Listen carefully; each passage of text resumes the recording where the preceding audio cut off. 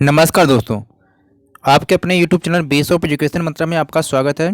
दोस्तों, जैसा कि आप सभी को पता है कि सीटेट के प्री एडमिट कार्ड जारी हो चुके हैं। ठीक है, आपके एग्ज़ाम जो है 21 तारीख को है। ठीक है, और उम्मीद करते हैं कि आपकी तैयारी बहुत अच्छी हो है। ठीक है, आप तैयारी कर रहे हैं अच्छे प्रकार से।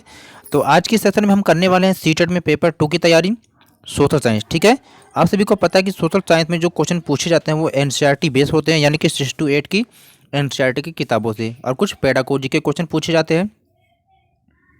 तो आपने SST अगर पेपर में सिलेक्ट किया है तो आपने 6 to 8 की NCERT जरूर पढ़ी होगी। ठीक है, अगर नहीं पढ़ी है तो जरूर पढ़ लेना। ठीक है, फास्ट रिवीजन है यहाँ पर हम कर रहे हैं NCERT के क्वेश्चनों को। ठीक है, 6 to 8 की ये है। तो आज हम पॉलिटिकल साइंस को करने वाले हैं।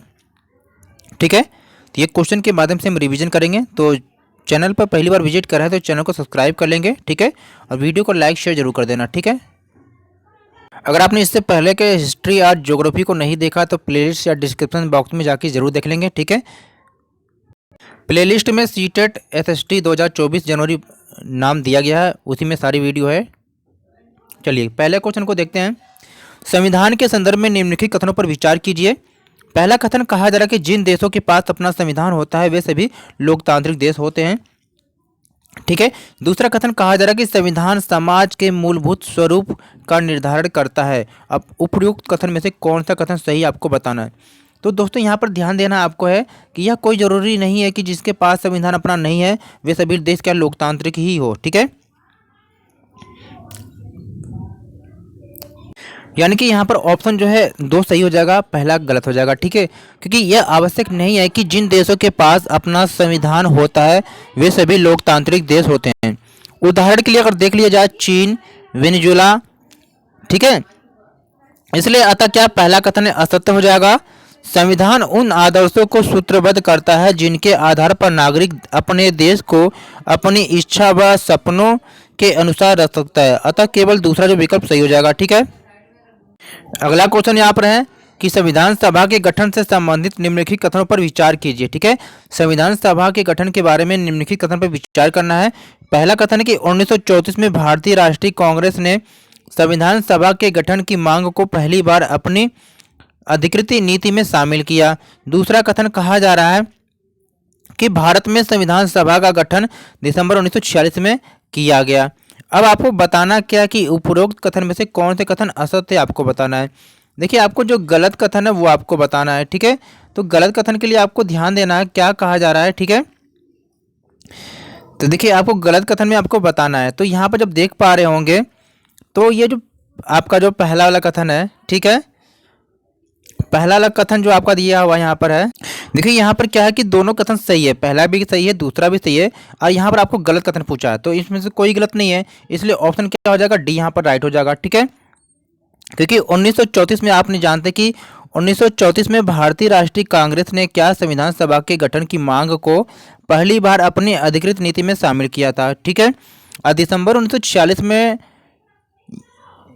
में क्या है, संविधान सभा का गठन किया गया था, यानी कि दिसंबर 1946 से नवंबर 1949 के बीच संविधान सभा ने स्वतंत्र भारत के लिए क्या संविधान का एक प्रारूप तैयार किया था। ठीक है, इसलिए क्या दोनों कथन सत्य हैं, आपसे गलत पूछा है, इसलिए यहाँ पर क्या हो जाएगा। तीसरा क्वेश्चन यहाँ पर ध्यान से देखेंगे कि भारतीय संविधान के संदर्भ में निम्नलिखित पर विचार कीजिए। पहला कि भारतीय संविधान में अल्पसंख्यक वर्गों को संरक्षण प्रदान किया गया है। ठीक है, दूसरा कहा जा रहा है कि संघवाद का अर्थ है कि देश में एक से ज़्यादा स्तर पर सरकारों का होना। तो ये बिल्कुल सही है कि भारत के संविधान में क्या है, सभी वर्गों को संरक्षण दिया गया है। तो यहाँ पर क्या अल्पसंख्यक वर्ग को भी संरक्षण दिया गया है, यानी कि पहला भी सही है।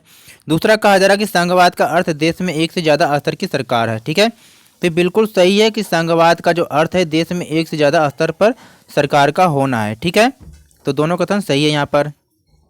अगला क्वेश्चन यहाँ पर है कि संविधान के अनुसार सरकार के अंगों में शामिल है, आपको बताना है कि सरकार के अंगों में कौन कौन से शामिल है। तो आप सभी जानते हैं कि सरकार के अंग कौन कौन से होते हैं, विधायिका, कार्यपालिका और न्यायपालिका। ठीक है, तो कार्यपालिका भी है, विधायिका भी है, न्यायपालिका भी है, ये नगर पालिका ये नहीं है। तो यानी कि पहला दूसरा और तीसरा यहाँ पर राइट हो जाएगा। ठीक है, देखिए पहला दूसरा और तीसरा यहाँ पर सही हो गया। ठीक है, अब यहाँ पर आपको ध्यान देना है कि जो विधायिका में जनता द्वारा निर्वाचित जो प्रतिनिधि होते हैं कार्यपालिका ऐसे लोगों का समूह होता है जो कानून लागू करने का, शासन चलाने का काम देखते हैं। और न्याय की व्यवस्था आप सभी जानते हैं कि न्यायपालिका के द्वारा ही किया जाता है। ठीक है, संविधान में ये तीनों ही अंग क्या सरकार के अंग माने जाते हैं। चलिए आगे देखते हैं। पांचवा क्वेश्चन यहाँ पर है, ध्यान से देखेंगे क्या कहा जा रहा है। ठीक है, कहा जा रहा है कि निम्नलिखित पर विचार कीजिए। पहला यहाँ पर कि संविधान में राज्य शब्द का संदर्भ राज्य सरकारों से नहीं होता है। ठीक है, दूसरा कहा जा रहा है कि संविधान के अनुसार राज्य एक ऐसी राजनीतिक संस्था होती है जो निश्चित भूभाग में रहने वाले संप्रभु लोगों का प्रतिनिधित्व करती है। अब आपको बताना उपरोक्त कथनों में से कौन से कथन सही है। ठीक है, तो यहाँ पर जब ध्यान देंगे आप तो पहला भी कथन सही है यहाँ पर और दूसरा भी कथन सही है। ठीक है, यानी कि दोनों कथन यहाँ पर सही हो जाएगा।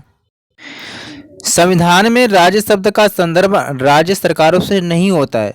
संविधान के अनुसार राज्य एक ऐसी राजनीतिक संस्था होती है जो निश्चित भूभाग में रहने वाले संप्रभु लोगों का प्रतिनिधित्व करती है। अतः दिए गए दोनों विकल्प क्या सत्य हैं। आगे चलते हैं अगले क्वेश्चन की तरफ। यहाँ पर क्वेश्चन अगला क्या कहा जा रहा है, ध्यान से देखेंगे। ठीक है, इसमें यह कहा जा रहा है कि संविधान निर्माण के समय निम्नलिखित अधिकारों में से कौन से अधिकार मौलिक अधिकारों में शामिल है। समानता का अधिकार, स्वतंत्रता का अधिकार, शोषण के विरुद्ध अधिकार, धार्मिक स्वतंत्रता का अधिकार, सांस्कृतिक एवं शैक्षणिक अधिकार, संवैधानिक उपचारों का अधिकार। तो ये उपयुक्त जितने भी हैं यहाँ पर अधिकार हैं सारे अधिकार क्या है शामिल हैं। ठीक है, यानी संविधान निर्माण के समय दिए गए सभी अधिकार क्या है मौलिक अधिकारों में शामिल थे। हालांकि बाद में संपत्ति के अधिकार को मौलिक अधिकारों की सूची से हटाकर कानूनी अधिकार का दर्जा दे दिया गया है। यानी कि शुरुआत में क्या 7 मौलिक अधिकार थे जिनमें से एक संपत्ति के अधिकार को क्या है मौलिक अधिकार की श्रेणी से हटाकर उसे कानूनी अधिकार का दर्जा दे दिया गया है। ठीक है, तो अब प्रेजेंट में 6 मौलिक अधिकार है। ठीक है, अगला क्वेश्चन यहाँ पर है कि भारत के संदर्भ में निम्नलिखित कथनों पर विचार कीजिए। पहला कहा जा रहा है कि मौलिक अधिकार लोगों की राज्य की सत्ता के साथ साथ बहुमत की निरंकुशता से भी रक्षा करते हैं। दूसरा कहा जा रहा है कि धर्म को राज्य से अलग रखने की अवधारणा को धर्मनिरपेक्षता कहा जाता है। अब आपको बताना है कि उपरोक्त कथनों में से कौन से कथन सत्य हैं। ठीक है, तो यहाँ पर देखिए पहला भी कथन सत्य है और दूसरा भी कथन सत्य है। ठीक है, यहाँ पर ध्यान देंगे। ठीक है, पहला दूसरा दोनों कथन बिल्कुल सत्य है। यानी कि मौलिक अधिकार लोगों की राज्य की सत्ता के साथ साथ बहुमत की निरंकुशता से भी रक्षा करते हैं। धर्म को राज्य से अलग रखने की अवधारणा को धर्मनिरपेक्षता कहा जाता है। अतः दिए गए दोनों कथन सत्य हैं। ठीक है, चलिए आगे देखते हैं, अगले क्वेश्चन की तरफ चलते हैं। यहाँ पर अगला क्वेश्चन क्या कहा जा रहा है कि निम्नलिखित कथनों पर विचार कीजिए। ठीक, तो यहाँ पर दूसरा कथन क्या कहा रहा है कि भारत में सभी को आसानी से एक धर्म से निकलकर दूसरे धर्म को अपनाने की स्वतंत्रता प्राप्त नहीं है। दूसरा कहा जा रहा है कि भारतीय संविधान के अनुसार भारत एक धर्मनिरपेक्ष राज्य है। अब उपरोक्त कथनों में से कौन से कथन सही है आपको बताना है। ठीक है, तो देखिए यहाँ पर क्या है ना, पहला कथन यहाँ पर गलत है और दूसरा कथन यहाँ पर सही है। ठीक है, दोनों में से केवल दूसरा कथन यहाँ पर सही है क्योंकि भारत में सभी को आसानी से एक धर्म से निकलकर दूसरे धर्म को अपनाने की स्वतंत्रता होती है। देश के किसी भी नागरिक को स्वेच्छा से कोई भी धर्म अपनाने के लिए वे स्वतंत्र हैं। ठीक है, इसलिए दूसरा कथन गलत हो जाएगा। आगे देखेंगे आप, अगला कहा जा रहा है कि नेक्स्ट क्वेश्चन की तरफ देखेंगे क्या कहा जा रहा है, ध्यान से देखेंगे कि निम्नलिखित कथनों पर विचार कीजिए कि भारत में सभी को आसानी से एक धर्म से निकलकर दूसरे धर्म को अपनाने की स्वतंत्रता। अगला क्वेश्चन यहाँ पर कि भारतीय राज्य खुद को धर्म से दूर रखते हुए यह ध्यान देता है कि राज्य की बागडोर न तो किसी एक ही धार्मिक समूह के हाथों में जाए और न ही राज्य किसी एक धर्म को समर्थन दे। ठीक है, दूसरा कथन यहाँ पर है कि धार्मिक क्रियाकलापों में हस्तक्षेप की नीति अपनाते हुए राज्य कुछ खास धार्मिक समुदायों को विशेष छूट देता है। तीसरा कथन कहा जा रहा है कि धार्मिक वर्चस्व को रोकने के लिए भारतीय राज्य कभी कभी हस्तक्षेप करते हुए धर्म में फैली बुराइयों का निषेध भी करता है। अब आपको बताना कि उपरोक्त कथनों में से कौन सा या कौन से कथन सत्य हैं। ठीक है, तो देखिए यहाँ पर जो कथन सत्य है यहाँ पर, ठीक है, यानी कि दोनों कथन सत्य है, यानी कि उपरोक्त सभी कथन यहाँ पर सही है। पहला भी सही यहाँ पर है, दूसरा भी सही है और तीसरा भी यहाँ पर सही है, यानी दिए गए सभी विकल्प राज्य के कर्तव्यों के विषय में सत्य है। ठीक है, आगे चलते हैं अगले क्वेश्चन की तरफ। अगला क्वेश्चन यहाँ पर ध्यान दीजिए कि निम्नलिखित में से क्या कहा जा रहा है कि निम्नलिखित में से स्कूल प्रातःकालीन प्रार्थनाओं या धार्मिक आयोजनों के जरिए किसी धर्म को बढ़ावा नहीं दे सकते। तो ये ऑप्शन यहाँ पर हो जाएगा सरकारी स्कूल। ठीक है, क्योंकि सरकार द्वारा आर्थिक सहायता प्राप्त स्कूलों या सरकारी स्कूलों पर किसी विशेष धर्म को बढ़ावा न देने की बाध्यता होती है, सभी पर नहीं। अर्थात निजी स्कूल किसी धर्म विशेष से संबंधित हो सकते हैं। ठीक है, अगला क्वेश्चन है कि अमेरिका से संबंधित निम्नलिखित कथनों पर विचार कीजिए। ठीक है, पहला कहा जा रहा है कि अमेरिका की विधायिका कानून बनाकर किसी भी धर्म को राजकीय धर्म घोषित कर सकती है। दूसरा कहा जा रहा है कि संयुक्त राज्य अमेरिका में राज्य और धर्म के पृथक्करण का अर्थ है कि राज्य व धर्म दोनों एक दूसरे के मामले में किसी प्रकार का दखल नहीं दे सकती हैं। अब आपको बताना है कि उपरोक्त में से कौन से कथन असत्य है। देखिए गलत कथन को पूछा जा रहा है, तो इसमें क्या दूसरा कथन सत्य हो जाएगा, पहला आपका ये गलत हो जाएगा। तो आपसे गलत पूछा जा रहा है, इसलिए आपका ये ऑप्शन ए यहाँ पर, यानी कि पहला कथन सही हो जाएगा। ठीक है, चलिए आगे चलते हैं, अगले क्वेश्चन की तरफ चलते हैं। अगला क्वेश्चन यहाँ पर क्या कहा जा रहा है, ध्यान से पढ़ेंगे यहाँ पर। ठीक है, ध्यान से पढ़िए क्या कहा जा रहा है कि भारतीय संविधान में निहित धर्म संबंधी अधिकारों के विषय में वर्णित निम्नलिखित कथनों पर विचार कीजिए। संविधान में वर्णित प्रावधानों के आधार पर राज्य धर्म के मामलों में हस्तक्षेप कर सकता है। दूसरा कहा जा रहा है कि भारतीयों को प्राप्त मौलिक अधिकार धर्मनिरपेक्षता के सिद्धांतों का विरोध करते हैं। उपरोक्त में से कौन से कथन सत्य आपको बताना है। ठीक है, अब इसमें क्या है कि पहला कथन यहाँ पर सही है कि संविधान में वर्णित प्रावधानों के आधार पर राज्य धर्म के मामलों में हस्तक्षेप कर सकता है।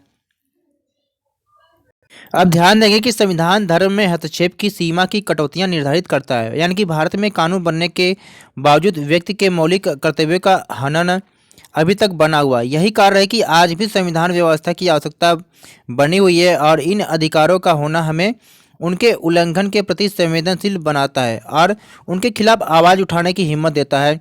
भारतीयों को प्राप्त मौलिक अधिकार धर्मनिरपेक्षता के सिद्धांतों से सहमति व्यक्त करते हैं, अतः क्या दूसरा कथन असत्य हो जाएगा। ठीक है, आगे देखते हैं, अगला क्वेश्चन यहाँ पर दिया गया है, ध्यान से देखेंगे क्या कहा जा रहा है। ठीक है,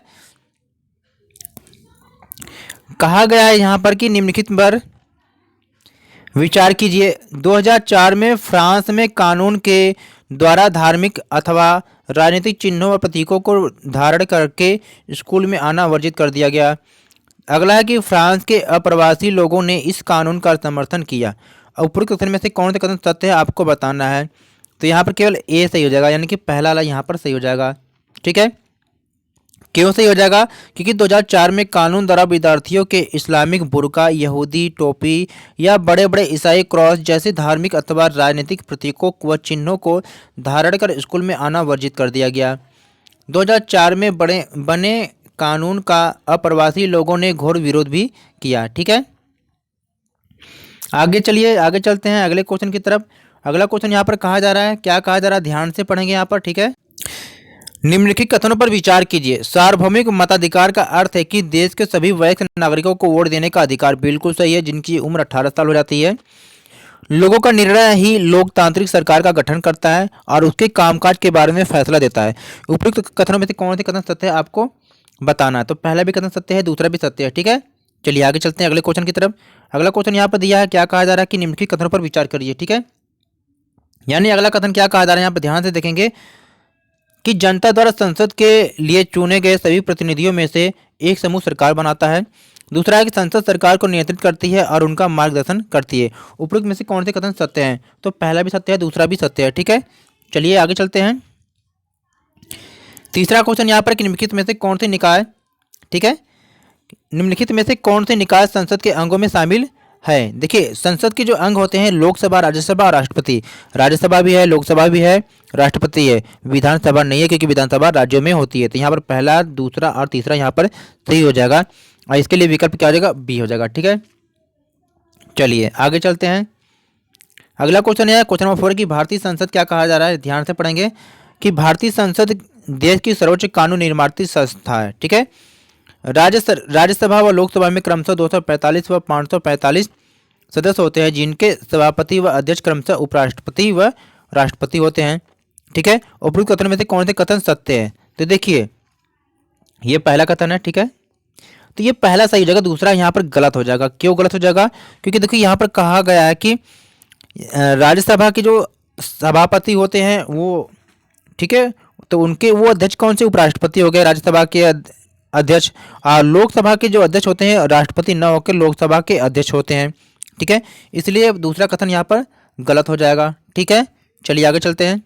अगला क्वेश्चन यहाँ पर कि निम्नलिखित कथनों पर विचार कीजिए। लोकसभा में निवर्तमान 545 सदस्यों में से 543 निर्वाचित, जबकि 2 सदस्य राष्ट्रपति द्वारा मनोनीत होते हैं। ठीक है, राज्यसभा में निवर्तमान 245 सदस्यों में से 235 निर्वाचित व 10 सदस्यों को राष्ट्रपति मनोनीत करते हैं। ठीक है, उपरोक्त में से कौन से कथन सत्य है? देखिए राष्ट्रपति करता क्या है कि जो 12 सदस्यों को मनोनीत नहीं करता राज्यसभा में, 10 नहीं करता, वो 12 करता है, इसलिए ये वाला गलत हो गया। ऊपर देखिए बिल्कुल सही है, लेकिन अब वर्तमान में क्या है कि जो राष्ट्रपति है लोकसभा में 2 सदस्यों को मनोनीत नहीं करता, तो इसको आप हटा देंगे, प्रेजेंट में ये आपके नहीं है। ठीक है, तो केवल इसमें इतना ही कर सकते हैं कि लोकसभा में निवर्तमान 545 सदस्यों में से 543 सदस्य क्या निर्वाचित होते हैं। ठीक है, तो यानी एक सही हो जाएगा। अगला क्वेश्चन यहाँ पर है कि भारतीय संसद से संबंधित निम्नलिखित कथनों पर विचार कीजिए।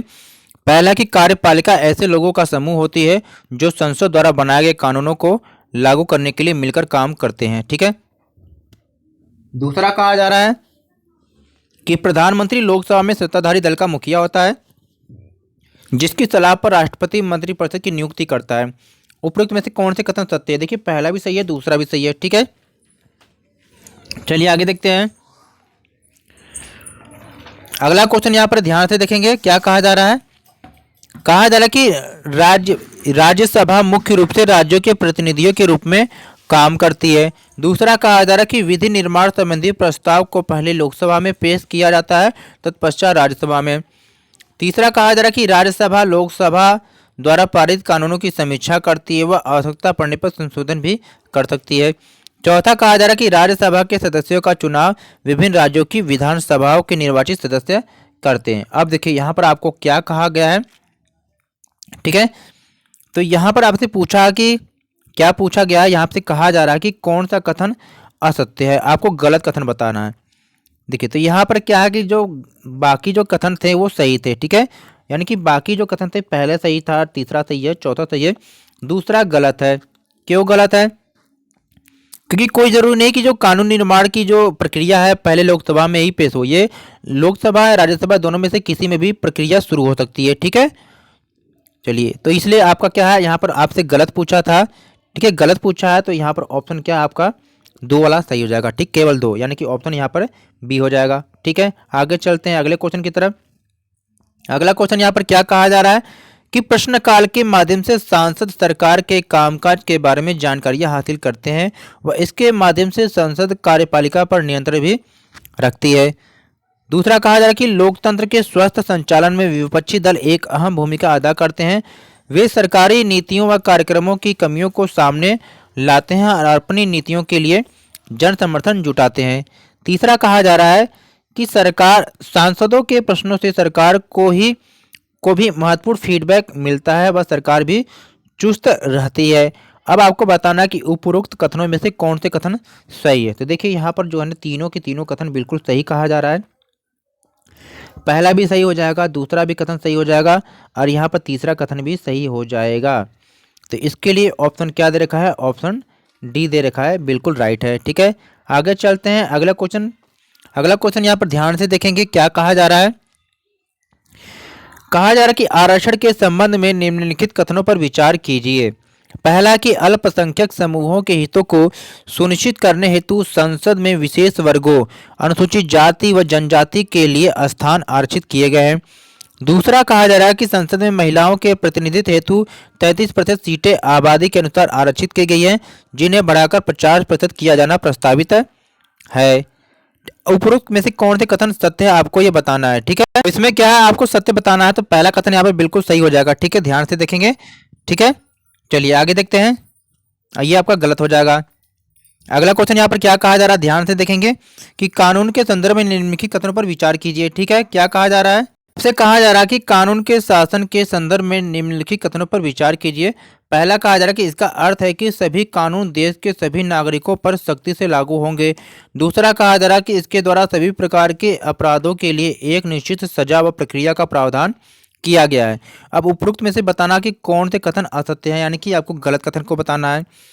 तो देखिए, दूसरा अलग कथन तो बिल्कुल सही है, लेकिन पहला अलग गलत है कि यहाँ पर क्या कोई भी कानून सख्ती से लागू नहीं होते हैं, ये गलत है। तो आपसे पूछा है कि कौन सा कथन असत्य है, तो इसलिए आपका पहला वाला यहाँ पर सही हो जाएगा। ठीक है, देखिए पहला ऑप्शन यहाँ पर राइट हो जाएगा।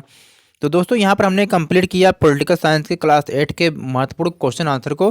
प्लीज़ वीडियो को लाइक शेयर और चैनल को सब्सक्राइब कर लेंगे इसी प्रकार से प्रैक्टिस करने के लिए। उम्मीद करते हैं कि आपकी तैयारी अच्छी चल रही होगी। तैयारी अपनी करते रहिए। ठीक है, बहुत जल्दी ही आपकी एडमिट कार्ड भी आ जाएगा। ठीक है, बेस्ट ऑफ लक। फिर मिलते हैं नई वीडियो के साथ।